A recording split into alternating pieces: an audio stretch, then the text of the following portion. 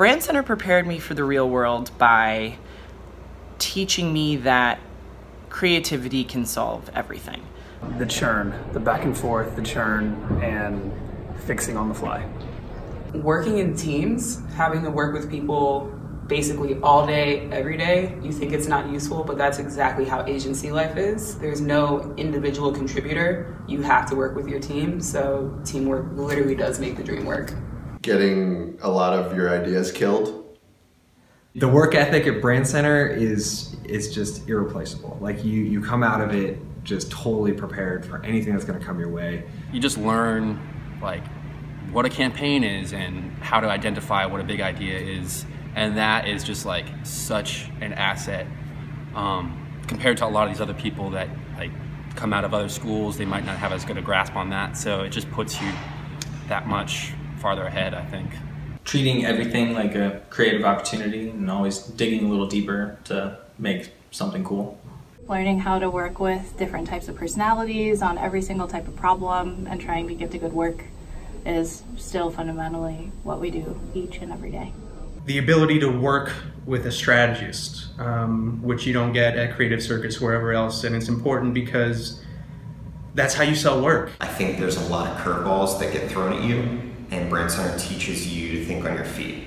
Long hours and just teaching yourself to break yourself down to build yourself back up again. I think the level of intensity the Brandcenter puts you through really prepares you for what the real world can be. I mean, the real world is sometimes easier than what the Brandcenter was. So by the time you get out there, you're kind of like, okay, I got this.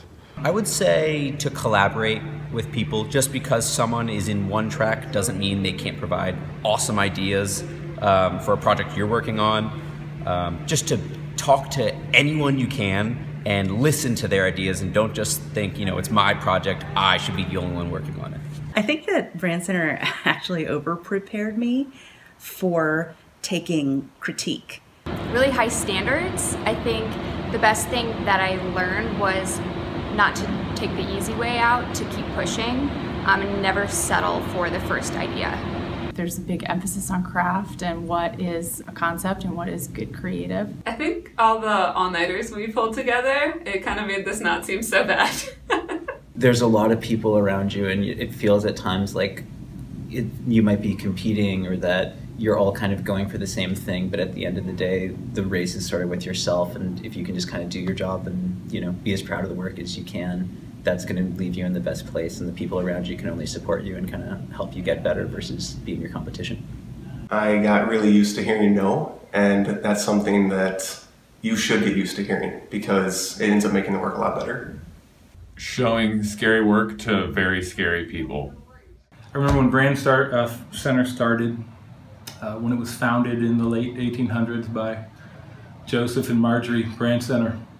They were good people. They built half of Richmond and raised me, so